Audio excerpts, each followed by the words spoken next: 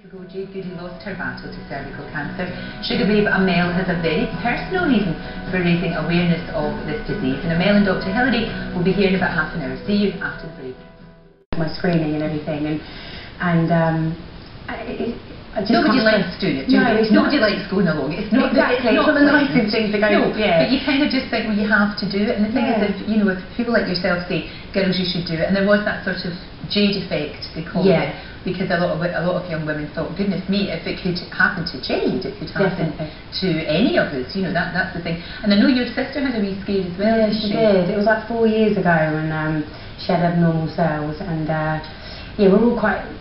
That's the sort of first time I even realised anything about cervical cancer, like in the first place, and it brought to my attention. But she had them lasered off and everything, and she's absolutely fine. But the reason why she is fine is for the fact she went to her screening, and that's why I just want everyone just to realise that it's 5 minutes of your day. Go and book it in your lunch break, or just make time for it, and just don't put it off, and just go and do it. It's simple as that. Exactly, because what really worries me, and and we've talked about this before, Hilary, is that so many women don't go. Like they don't. So many women and girls don't take up the invitation. About 36%, which is, and it's always been that 36% where it all goes wrong. The ones who've never had a smear, they're the ones who develop cervical cancer more often.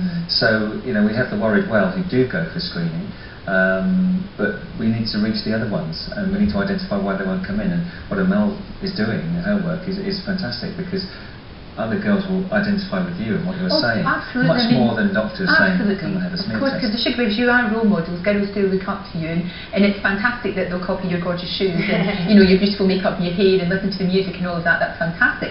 But when you say something like this, you say to them, look, you have to go for this screening, or your life's at risk. Make sure, protect yourself. It's all about that, isn't it? Yeah, definitely. I think because, like as you said, like the Jade effect, like I think it gave everyone a complete reality check. Like, oh my God, this actually can, kill you. And, it's almost certainly if Jade had cervical smears regularly, it would have been picked up. Because she was so young, and her kids were very young as well. She was very young, but it is the second most common cancer in women under the age of 35. So we need to keep that in mind. And it does just take 5 minutes to go down to the doctor's surgery and have the specially trained nurse or the doctor do a smear. You get your test back, and the reassurance. And it's important to remember, it's not being done for the doctor's sake. This is to protect their life, and it's so easy to do. And there have been great strides made, haven't there? I mean, we've also seen, I know we've talked about this before, the injections that they're giving now to young girls, which I think is absolutely brilliant. I mean, my own daughter got one of them, and I think it's brilliant. So there's 4 million being vaccinated as well. That's right. 4,500 lives are saved through the screening, through the cervical smears every year, and it could be more. And the vaccination is going to make a big difference as well. So we've got it as part of the routine immunisation schedule in children now. So girls aged 12 to 13 are offered the vaccine, and that will protect against 70% of cervical cancer. Yeah, it's massive. But they'll still need to have smears. Oh no, absolutely. I mean, that doesn't mean that you can't go for that. So really, I think when you get that little envelope through and your heart sinks to your boots and you think, I really don't want to go to this, I can think of a million other things I'd rather be doing.